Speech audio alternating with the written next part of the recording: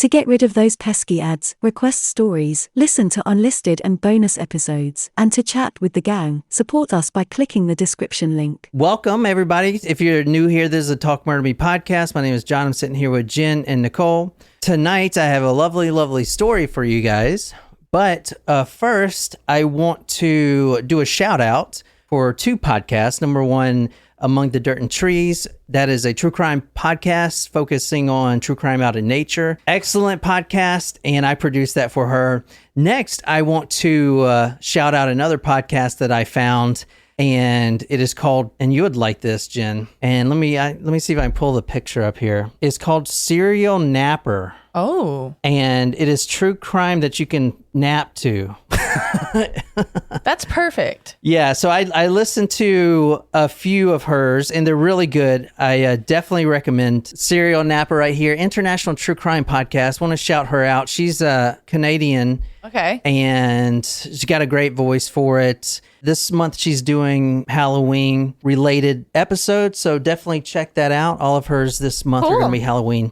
That's related. Literally the only thing that I nap to, but on Netflix. I haven't heard of that, so I will definitely check her out. Yeah, check it out. Serial Napper, and it's on any podcasting app. I got a lovely story tonight for you guys. We are continuing with the Ed Gein stuff for Halloween. So if you want to hit the blog link down at the bottom, I'll be doing blog posts all week on Ed Gein, and I'm going to try to release a standalone podcast about his story, and I would like to have the Supremos and our Talcos help if you guys want to help me put that all together, and then I'll credit you in the podcast when it's finally out. Anyway, I want to do that all this week and get it out all this week. So Are you going to go with the Ghoul title again, or you should call it Halloween? Ooh, that's a good title. Yeah, but I don't want people to not listen to it outside of the year. Outside of October. Okay, so we can just call the time when we're going over at Halloween week. Yeah. But it will be called Ghoul, yeah. Like, so, you know, I had originally released 2 episodes, but I'm going to finish it up this year. Redo everything and release it. So I want you guys' help if you guys want to help, and I'll credit you in the credits. I thought it'd be pretty cool for you guys, and I'm gonna be doing that all week. But you got to be a supporter to weigh in on that and get credited on it and all that stuff. So go to patreon.com/talkmurder. Yeah, it's a great resume point. You can say co-creator of the Ghoul podcast. Yeah, now that we're getting more popular, so we're getting more popular now. Are we? Yeah. That's something that my high school self would never, ever hear. And everyone that's a Supremo will get something, whether it's a comic book or a enamel pin or even Wait, you mean like existing Supremo, or they don't have to win a prize for it? No. You mean prize only? No. Anybody who is a Supremo, I'm going to send something, whether it's, a piece of confetti. It's not going to, yeah. We have a lot of Supremos. How many? I don't think you realize that is our highest tier. Oh, shit. So, all right. We have almost 100 Patreons, and almost all of, half of them are Supremos. Help us. We are poor. Well, but help us. So you have committed something we may not be able to afford to deliver. No, fuck it. I will deliver it. It's going to be Ed Gein Personally, something. He'll show up on your doorstep. I will.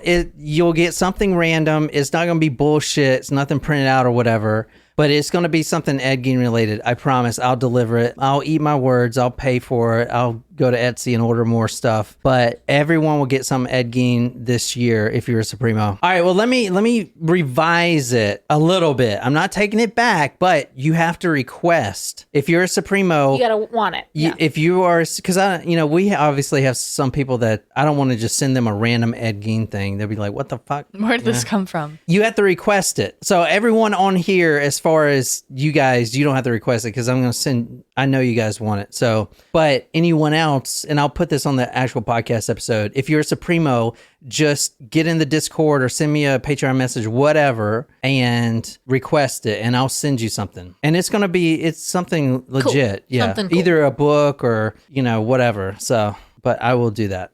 And we are going to do a surprise shot dedicated to Sarah today. So I picked something out on your behalf. Cool, Sarah. Surprise shots. We don't know what they are because they're a surprise. This looks good. Sarah, Sarah. Correct. Cheers. Cheers. Apple teeny, heavy on the teeny. Oh, great. That was great, Sarah. I do enjoy apple.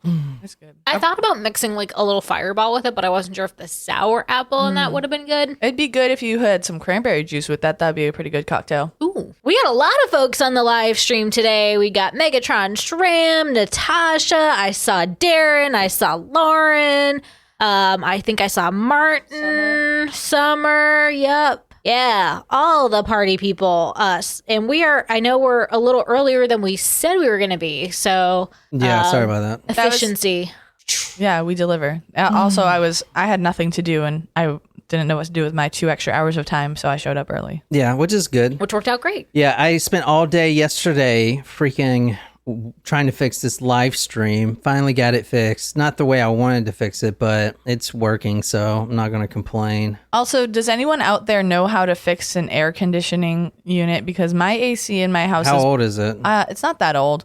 It's blowing air, but it's just not blowing cold air. So How old is it? It's not that Is old. it older than 15 years? I don't think so. Okay, because if it is, you need another one. Yeah. I'll send you who we used to check out ours. They were the only company that actually priced us appropriately. Okay, good. So but at does least anyone if have you- any free suggestions? Yeah, Because I Shram. don't have Shram has one for you. Shram says needs freeze juice.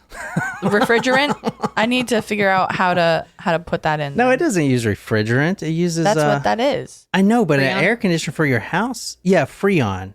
You know, when I was in military camp, these assholes would snort that stuff. They Like would, whippets. Yeah, they would unplug it out of the back of the air conditioner and take a hit of it. And I swear one of them died for like maybe 2 minutes. He was dead. I'm pretty sure. It was Did this you Asian perform kid. CPR? No, I was just the one that dared him to do this. So I wasn't technically a part of it. I didn't do it myself. But anyway, I'm pretty sure he was dead for at least 60 seconds. He was unresponsive.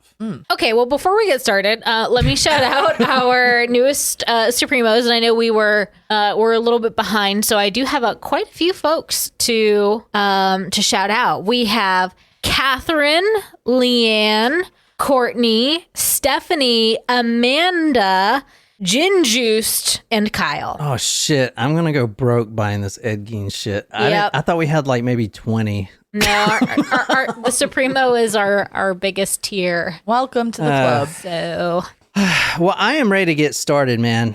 I am completely ready to get started if you guys are. perfect. Sounds good to me. Sweet. So, does anybody want to take a guess of what we're talking about tonight? Ed Gein. Oh, shit. How'd you know that? I don't know. It's just a Context guess. clues. All right, so on the last episode, and I know I'm a little Ed Gein heavy, but we discussed the murder of a tavern owner, Mary Hogan, and then I ended it where her head was found. Now, I showed you the head. Yes. I don't know if you remember seeing said head, but I remember you showing us the picture, yes. okay, so we're going to talk about that. I said head, not face. So if you remember, Now I'm questioning. Well, can you just go ahead and throw the picture back up? Like, let's All right. for those who weren't with us last week. that head is missing some things like a face. I mean, I see a face. You mean skin? Yeah, skin, yeah. Oh. Yeah. I see like her eyes are there and her teeth are there.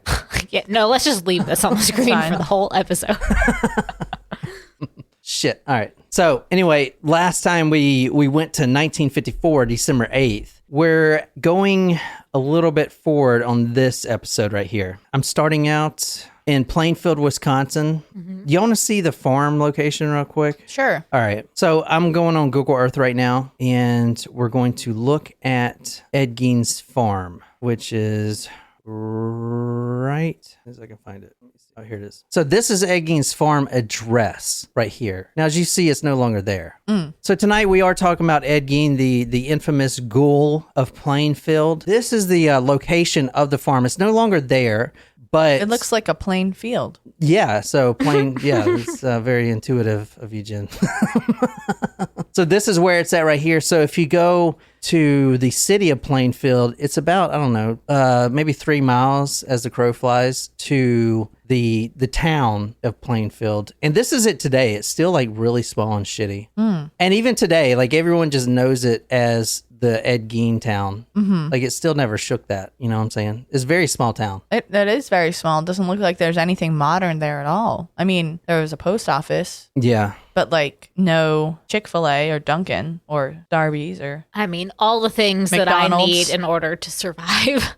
Honestly, it's will DoorDash deliver to this location? Yes or no? is it near beach? Oh, there's no way DoorDash is in Plainfield, Wisconsin. Exactly. The other day, you're like, look at this property. There's 50 acres. And you did ask yourself the question that you knew I was going to ask. Do you think DoorDash would deliver there? Fuck no. No. If the answer is no, we ain't moving.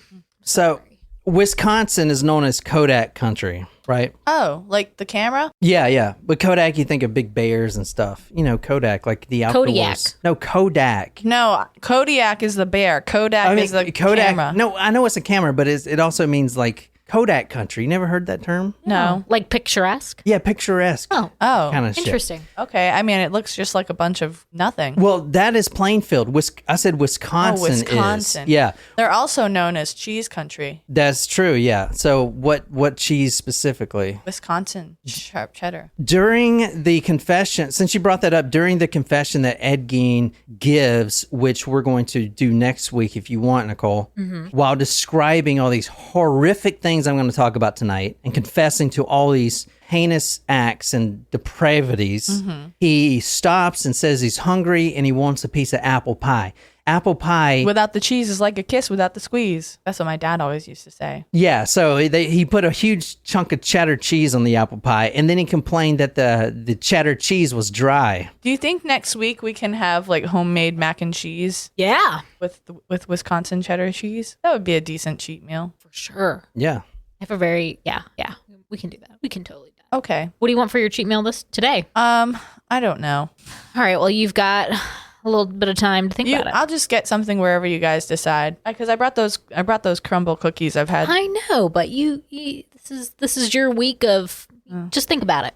Okay. All right, so we're going to November 16th, 1957, and I'm starting actually with the sheriff. Now, we're at Ed Gein's home. His home and property is 195 acres. It's a large piece of land that he owns, or that he owned. And his house, it used to be all the other farmers were jealous of how nice this house was that he lived in. But since his mother died, which we're going to talk about, it has become dilapidated, and it is basically known before anyone knew about the murders as a haunted house. I have a quote in here that I'm going to get to later, that when the kids actually walked by Ed Gein's house, like before this all happened and before they knew that he was a Plainfield ghoul, they would walk right up into it about 100 meters from the actual house and then sprint as fast as they can. They would run like hell because they thought it was a haunted house. So it was like whoever could get the closest one. No. They would run past it. Like they were so scared of it, they ran past it. Oh, I thought you were talking about like a game they played. Well, they probably played that too, I would imagine. As I said, we're starting November 16th, 1957. We're actually at the home of Ed Gein at this point.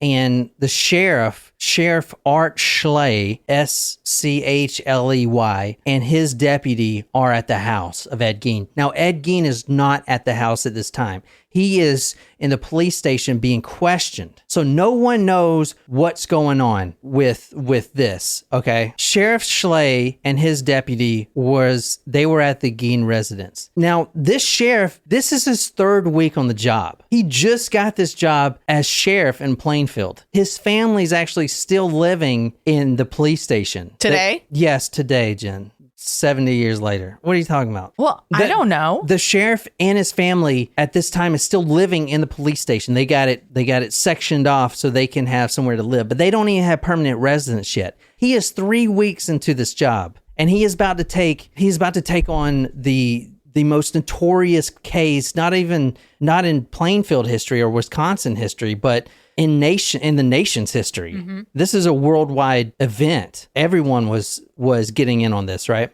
So he has a full-time staff of only two deputies, and one of them was with him. The other one is with Ed Gein at the police station taking a confession. The annual budget is only $11,500. I mean, think about the case that is insignificant for this case. Yeah.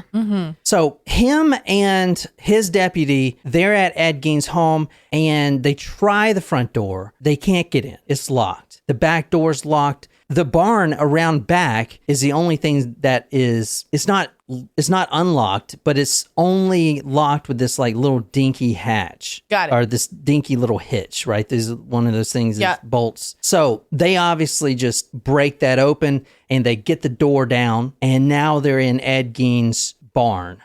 Now this barn is connected to the summer kitchen in the house. The house is actually pretty large. Right. All right. Now, the first thing they notice is there's absolutely no electricity in Ed Gein's home at all. So they have to go and get their flashlights. Okay. So that is number one, really annoying. And it's not that he like had electricity. Was he just not paying for it, or did he not even have electricity connected to the house? He didn't have it connected. Because it's an old farmhouse. Okay. Yeah, but this was in 57. Yeah. Yeah, but if he was living there with his mom as a kid and then the mom died, like, you know, if he was like, maybe he didn't want to make improvements to the house because that's the way that mom had it. I'm going to show you actually inside the house. There's plenty of photos, but the sheriff would later say, quote, "It was hard to believe that anything human could make its home in such a place. No electricity. It was a hoarder's nightmare. Things strewn all over the place. Trash, garbage, things that a hoarder would think is worth saving. There were calendars on the wall that were 10 years old that just were never taken down." Now they're in the barn area, and they're shining their flashlights. And the deputy actually finds his way to the summer kitchen, and he opens the door and he's about to go in there. And then the sheriff, he bumps into something. Meanwhile, the sheriff stepped back and swept his flashlight beam around the room. He felt something touch his jacket from behind and turned to see what had brushed up against. The sheriff, in utter shock, mumbled the following. Quote, "My God, there she is." That was the only thing he said. He stumbled from the shed and tripped over the doorway, fell into the grass. Now, this is before his deputy knew what was going on. He just heard the sheriff, his boss, "Oh my God." He stumbles out. It's completely dark except the flashlight. You can't see shit unless you point that flashlight beam at something. Right. He stumbles out. He falls on his ass. And then he starts vomiting loudly. Oh. Blah, blah. He could not control himself. And then the deputies, what's going on? What did he see? He shines his flashlight. Then he sees this horrific sight. And he himself runs out the shed and also starts vomiting. Like that episode of Family Guy. There's like, blah, blah. Yeah. They're just violently vomiting. Quote, vomiting loudly. The sheriff would only make this comment about the house after this incident. He said, quote, "It was just too horrible beyond belief." So we're going to actually go back into the shed, and I'm going to show you what they saw at the end of the episode. But that was kind of like a teaser. That was a teaser. Yeah. Jesus. The last episode, I said we started in 1954, and that was with the murder of Mary Hogan. Today, we're going to Saturday, November 16th, 1957. Oh, so later. Yeah, 3 years later. This is the start of the 9-day hunting season. All in all, there were over 28,000 deer killed this season just in this county of Washura. That's a lot. Seems like a lot, yeah. That's a lot, yeah.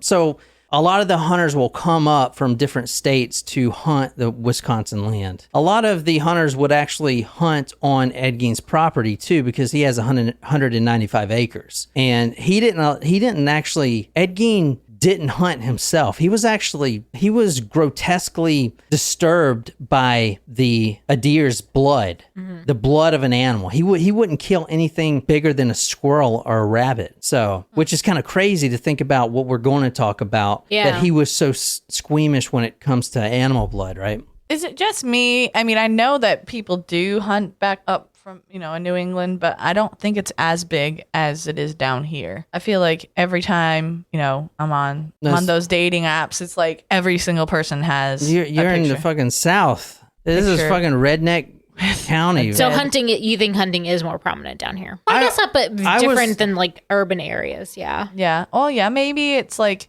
I don't know, maybe up north, like up north, Maine, yeah, Vermont. Yeah. If I pull out my high school yearbook, I am one of 10 people who do not have a buck's head behind their profile shot for their class for picture. the senior picture. Yeah, for their senior picture. Interesting. Yeah. Are you one of 10 people who do not have a senior picture in your yearbook? No, I'm talking about not like a senior John picture. didn't show up for school that Just day. the pictures, everyone's pictures. Yeah. So, and I'm on actually the page where it's like 6 degrees of John Perry, where it's like my cousin. I could touch my cousins. I can literally reach do you out. want to reword that? All right, so November 16th, 1957, this is where we're going. I said Plainfield, but we're actually going to Miss Warden's hardware store, and this is it right here. So a couple things to notice about this. This is taken from the time, and there's a truck here. Mm-hmm. This truck's going to become important. This is just a hardware truck, and it's usual for someone else to drive this truck. So this photo here is taken across the street from where? What does this look like? Gas station. A gas station. So this is a view from the gas station. So the witness from what we're about to talk about, the only real witness was the gas station owner who was just watching the store all day long. Warden's hardware store at the time served as an official tag location for the hunting season, right? So hunting season starts, and you just can't go and kill a bunch of deer. You have to have them field dressed out, which means you take their guts out, you slit them open, you gut them, you tag them, and then you take them to the nearest inspection spot,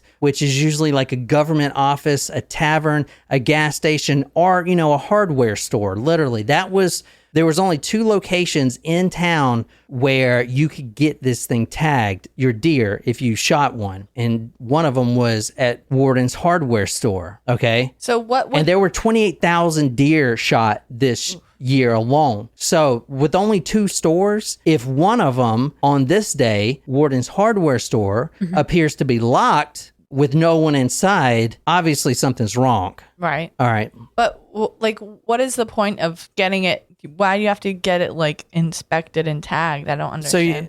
So no one would go out and shoot a baby deer, and they have to be a certain size. You know what I'm saying? You can't just go out and shoot anything. Yeah, but what if you get it inspected and it is too small? Then what? Then you've already killed the baby deer. I think you can get in trouble for if you don't follow the rules. They're also so. Deer hunting is controlled. The reason we do it is because deer multiply so rapidly, so we have to control the population. So once you hit a certain number, that's it for that area. If we didn't deer hunt every year, we'd be overrun by deer because they produce so rapidly. So it's not only getting it tagged and making sure it's the right size and that you're not shooting baby deer or something, but also to keep the tally, because you don't want to shoot too much of them, because then there's not enough to replenish, right? Does that make sense? Mm-hmm. I guess. Yeah. So that's the whole point of having them inspected and tagged like that. Oh, okay. So this hardware store is owned by this woman here, even though this photo kind of makes her look like a man, but this is Bernice Worden right here. How old does she look to you? Well, last time you said that we were way off. Well, this so is I'm in gonna the say 50s. If this is in the 50s, I would say then yes, she would be in her 50s or 60s. 50s or 60s. Here's a better picture of her. This one's colored, post-colored, obviously, but don't you love that they can do that now? Oh. This is her right here. Okay, so I would say 70s then. All right, so that's Bernice Worden. She is the proprietress of this shop, this hardware shop. She, to the community, was a very respected woman. In fact, she just won the Citizen of the Week contest, in the local newspaper. She was well loved, very well respected. She had money, so she was, pretty well off. She had the oldest running store and business in Plainfield since the 1890s. So a hardware store that's over 60 years old. And Plainfield itself isn't really that old to begin with. She's a 58-year-old doting grandmother, a great businesswoman, and a devout Methodist. That's who I just showed you, Bernice Worden. Her son, Frank, who will later take over the shop, is not only the not only a deputy sheriff of Plainfield, he is also the village constable and the fire marshal. So that's how small that fucking town is. He is the deputy sheriff, village constable, and the fire marshal. That's her son. And he was out hunting that day with every other male that could hold a rifle. Women aren't allowed, obviously. It's a man's thing. Of course not. If you're a man and you can hold a rifle, you are out hunting that day. And when you shot a buck or a deer, you would bring it to Warden's hardware store to get it inspected and tagged. Anyway, Frank comes back. It's around 3 p.m. that evening. Now, he didn't actually shoot a buck himself, but it's still got like 7 days for the hunting season, so he's not really worried about it. But he tries to enter his mother's store, Warden's hardware store, after the gas station attendant asked him why, where's his mother at? Why is the door locked? People have been trying to go in there all day. There's blood all over the sidewalk because they're dragging their deer up to the front door, and then they have to go back out. They can't even enter the building. So he's just like really worried, like, what? Plus the lights are on, which back in those days, you don't leave the lights on if you're not in somewhere. Like, that shit's expensive, like especially the oil lamps and stuff like that. You don't leave that stuff on. So Frank, the son, goes up to the door, sees that it's locked, and he doesn't go in yet. He runs home. He gets the spare key. Then he opens the door, and he sees what he would later say, quote, a great deal of blood. The cash register is missing completely. The floor was splattered and smeared with blood. This looks eerily similar to what? What other crime scene around this area has the same sort of setup to it, where there's a large streak of blood that looks like a body was drugged through it going out the back door? Wouldn't it be Mary Hogan's Tavern? This looks eerily similar to the Mary Hogan incident. Now, he calls the sheriffs, the sheriff Schley, and Schley from Watoma calls his chief deputy, Arnie Fritz, and they show up all together at the Frank Worden store, with Frank Worden at his mother's store. They walk in, and the first thing that Frank says to them is, quote, he's done something to her. So he says he's done something to her. They're like, who? Eddie Gein. So going back to where we started, where Sheriff Schley is with his deputy at Ed Gein's location, this is where they're going now. Okay, so they're going to actually find out what's going on. Let's go to Eddie Gein at this point. Around the same time, his closest neighbors, the Hills, their sons, Bob Hill and Darlene Hill, they walk over and they ask Eddie, because they're real close, and Eddie always goes over there for supper. They ask him for a ride into town. He says, sure, but he's got to wash off the blood from his hands because he was dressing out a deer. Now, keep in mind, Eddie never shot deer. He was repulsed by the blood of an animal, and they knew that. So they immediately thought it was weird. But at this point, it's just like, well, why did no one know that this crazy stuff was going on for years? It's because it's little old Eddie Gein. He's a weirdo. He's just a weirdo. He says weird things, and you just, whatever. You just chalk it up to be whatever. He's not harmful. Obviously, he wasn't dressing out a deer because he doesn't shoot deer, but there's blood on his hands. I don't know. Maybe he shot a rabbit, or whatever. It's just Gein, like whatever, They come over, the kids come over, and they're asking Eddie for a ride. Like, take us to town. Take us to town. I want to see what's going on. There's this huge thing. There's cops everywhere from every other county. They're at the Warden store. Take us. And Eddie's like, okay, just let me wash the blood off. Kids tell him that there's something going on. Miss Warden's missing, perhaps. Then Eddie says to them, quote, must have been somebody pretty cold-blooded. They ask Eddie to take them to see. He says, okay, washes the blood off. They all get in Eddie's 49 Ford truck, and the thing's idling, and they're about to leave to go to Plainfield, and then two officers pull up. One taps on the window. Eddie, I need to talk to you. He rolls down the window and gets out the truck. What's going on? Eddie, can you just tell me what you did today? What was your day like? He tells them the story. He goes through this whole day. And then the officer says, all right, can you just, I'm sorry, let me write this down. Can you just go over that, one more time for us? Like, what'd you do today? Just for a second time, if you didn't mind. And this is the conversation that happened. Now, Eddie, said Officer Dan Chase after a moment, you didn't tell the same story come through here that second time. Eddie blinked once, then said, somebody framed me. Framed you for what? Asked Chase.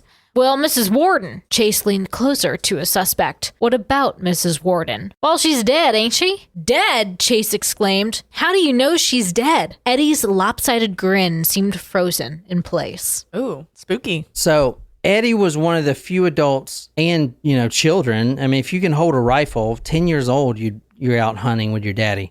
He was one of the few men, I should say, in Plainfield not hunting that day. As I said, he would not kill deer. He would shoot rabbit and squirrel, but that was basically just to get him off his property. There was a story about why he wouldn't shoot this and why he was so repulsed by this animal blood. And we're going to talk about the mother and his background later, and I'll get into this later, but when he was a child, his mother, Augusta, and his father, they would slaughter animals to sell as meat for the villagers. And they told him to stay out of the shed. Don't ever come in here, Eddie. Don't come in here, because that's where they slaughtered animals. And he didn't want to see that, right? Well, he didn't know what was. They never told Eddie they were doing that, because Eddie, as you'll see, was a really weird kid, and he wouldn't be able to handle some news like that. But that kind of continued on if he wasn't willing to kill any animals. That's what I'm saying. Right, yeah. Yeah, this is kind of a preface to that. Got it. Anyway, when he was, 10 years old or something like that, he opens the door and he sees that. He sees the mother, Augusta, with the one with the knife. She's actually got the knife and she's gutting the pig, a huge old hog, gutting the pig. And right when she slits it down, the center of the pig, of the hog, all the guts fall out. And his father is basically just holding the hog. And all of a sudden, they both look over at Eddie, and Eddie is just stunned. And since then, he'll never forget. And since then, he didn't want anything to do with the blood of an animal because it's too repulsive. Anyway, at this day, it's Saturday, first day of deer hunting season. He's not going to hunt. So when he wakes up, he loads his 49 Ford sedan with a gas can because he got to get gas for the day, and he carries his glass jug for antifreeze. Now, Ed had stopped by the Warden's hardware store the night before and asked about the price of antifreeze. That's when Bernice Worden told him what it was. So he decided to come back the next morning around 8 a.m., which he did, carrying in his glass jug. He also asked Frank Worden, the son who was there at the time, if he was going to be out deer hunting, which is kind of suspicious. Why would you care, Eddie, Right. But he said he was, and that was one of the reasons Frank knew that his mother was with Eddie in some way. So Ed enters this Warden's hardware shop. He's got his glass jug. Bernice Worden would never be mean to Eddie. There's not a lot of people in Plainfield, and Eddie was a good customer. The mother, Augusta, when she was alive, was a great customer. They would buy from the hardware store. So as much as Eddie was a weirdo and was pestering Bernice Worden all the time, he even asked her if she would be interested to go try out this new roller skating rink in one of the towns over that was just built. I mean, it's just crazy. He invited her to, quote, try out the floor. Anyway, he was just a pest, and lately he's been pestering her more and more, but she would never be mean to him because he was such a good customer, and the Gein family has always been good customers. So she fills up his jug of antifreeze. He pays her $1. She gives him back 1 penny, and he leaves. He leaves actually the receipt that was written on the counter, and he forgets to take that, which is part of his, his downfall. His downfall. Yeah. Well, everyone knew that he did it anyway. So he goes outside and he puts the antifreeze in his truck, and then he actually comes back in. He wants to inquire about a new rifle. He has a Marlin rifle, a .22 caliber rifle, but it only shoots short range bullets. And he wants a rifle that will accommodate both short, long, and long rifle caliber for this rifle. So he wants to basically trade in his old one for this one that he's been eyeing in the Warden's hardware store. So he asks to see one from behind the counter. She says, sure, grabs it out the rack, puts it in Eddie's hands. Then she goes to the window and looks out at the town, looks across the gas station, and says some remarks, this, that, and the other, and then... Standing there with her back to Eddie, she had no way of knowing that at that very moment he was reaching into his overalls pocket for a .22 shell. Or that in his festering madness, he had begun to perceive the 58-year-old widow as a wicked creature deserving of divine punishment, the evil antithesis of his own sainted mother. All right, so before I go any further, I forgot to mention this, but we are reading the book tonight. Nicole's reading passages from the book of my favorite true crime author, Harold Schechter. This book is the most well-known on Ed Gein and is fantastic, man. Anything by Harold Schechter is great. We did the Bloody Bender story off him, and I think a couple other ones. He is my favorite author. His fantastic book. It's called Deviant, and it's the Ed Gein story. It's like the official one that everyone uses. So across the street, the gas station attendant sees the ongoings of the day. He sees Miss Worden returning with her mail at 8:15. He sees the delivery truck being unloaded a few minutes later. Between 8:45 and 9:30, he saw Worden's hardware panel truck pull out, and a man was driving it, which was not unusual, but we know at this point that was Eddie Gein driving the panel truck. All right, not his own truck. That truck would later be discovered with blood all inside it, abandoned in Pine Grove down Lover's Lane, in the next town over. Pine Grove is where Mary Hogan was killed. Right. This is from Ed Gein's own words during his confession. When I went into Mrs. Worden's, I took a glass jug for permanent antifreeze. When I entered the hardware store, she came toward me and said, "Do you want a gallon of antifreeze?" And I said, "No, half gallon." She got out the antifreeze and pumped it out, and I held the jug out for her to pour it in, and then she pumped out the other quart. And I was still holding the jar when she pumped that. Then I paid her with a $1 bill. She gave me one back because it was 99 cents. He's on his way home now in his own truck, and he's flying. Now, Eddie usually drives extremely slow, but one of the neighbors who felt really guilty because he shot a buck on Eddie's property was driving past him, and he felt really guilty. So he's going to slow down and talk to Eddie, but Eddie just flies right by him, which is definitely weird. Anyway, this guy comes to Eddie's house later in the day to apologize, and Eddie was like, "Oh, I don't care. But he did notice that Eddie was changing his tires of his car, which is not unusual, but it was the start of winter. And he was actually taking off his snow-treaded tires and putting the regular ones back on, which is weird. But, it's Eddie Gein. He's just weird, right?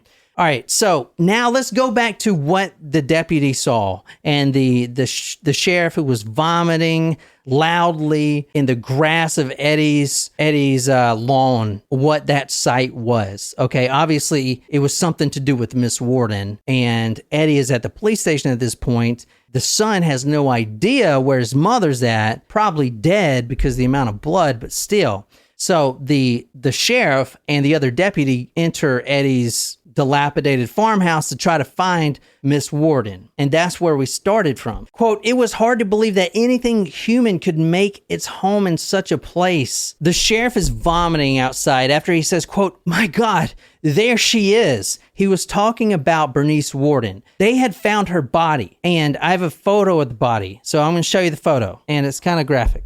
So this is the actual photo of Bernice Worden's body, and maybe a little graphic. I don't know. I think you guys can handle it. I mean, they keep coming back. So. Well, it might be graphic. You're here, so. So you remember Sheriff Slay? He bumped into something, and he's got that old 50s flashlight, which we were talking about the other day, watching this horror movie, because you can see them, the flashlights. It only lights up what you pointed at. They were not very good. So you have to point at something. So he bumps into this thing and it kind of sways almost like a deer being hung up. And then he shines the flashlight on it. And this is what he saw. So this is what he saw. Oh, dear. Oh, I do not like that. Can you describe that? She is hung upside down, cut open from her hoo-ha. Here's two more. She also has no head. Oh dear. Oh, that is like carved out. You can see like the inside here carved out, like where her anus was. Why are you? It's like we've done this 400 times. I know, but it doesn't make the image not shocking. I'm already I told y'all. This is the backside of today. her. Oh no, poor lady.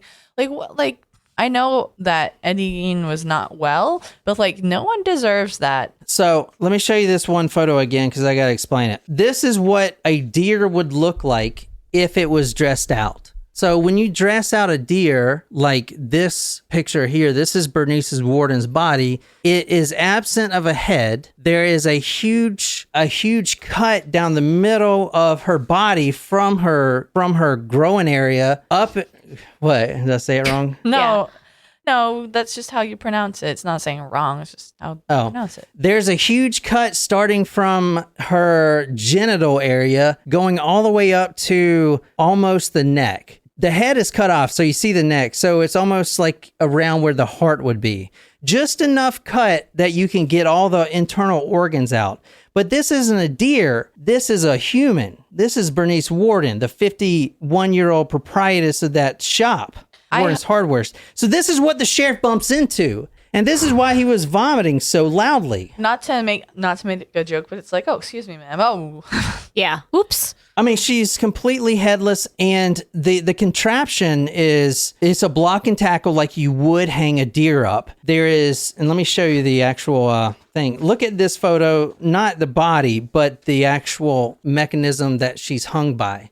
You see there's a pulley system here. This is a log. You see, it's like a big stick, and her ankles are tied up to that stick, and then she's hoisted up. In this photo right here, you can actually see the pulley system. You see the pulley system? Mm-hmm. And then you see the pulley system here. So he hooked her up by her ankles, and then he strung her up with this pulley system. So she was dangling dead, a white carcass dangling by its feet, the front completely split open. The trunk was a, quote, gaping hole. And it's weird to see the head off because in the trunk, which is where the head would sit, is this dark, very dark kind of black hole almost. It's dark looking inside. Yeah, so it's dark right there. That's like her neck tendons and stuff. Ugh. She was decapitated, quote, butchered like a heifer or a dressed out deer,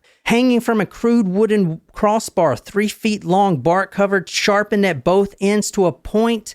One of those points was not tied to her foot, but was actually shoved through her ankle. The other foot was tied with a rod and a stout cord. So he just shoved one, I guess because he didn't have enough rope to string her up, so he just shoved one right through her ankle. Any questions? Was she killed by being decapitated, or was she cut while she was alive? Well, there's not a lot of blood, so I would assume she was dead, but... She died in her store. So the bullet hit her, and then... Oh, that's right. He took out the 22. Yeah. So he shot her in the store, blew her head off. It was a 22. So the bullet was lodged in her head, and that caused internal bleeding. And probably, 3 to 5 minutes, she was dead. Not instantly, but she, died. And then he drug her out again. Eddie Gein is 140 pounds. He drug out not only Bernice Worden, but remember Mary Hogan, who was even bigger. I assumed he was bigger than that because he's a 140 pounds. He's short and he is tiny. 140 pounds. Wow. But when you're fucking motivated, you hear about the women that their babies get stuck in their cars and they're like, they can lift the fucking car up. Adrenaline. If you like really want to dress out that human body, then you're going to find a way. Where there's a will, there's a way. So it's not that, I don't know. You try it.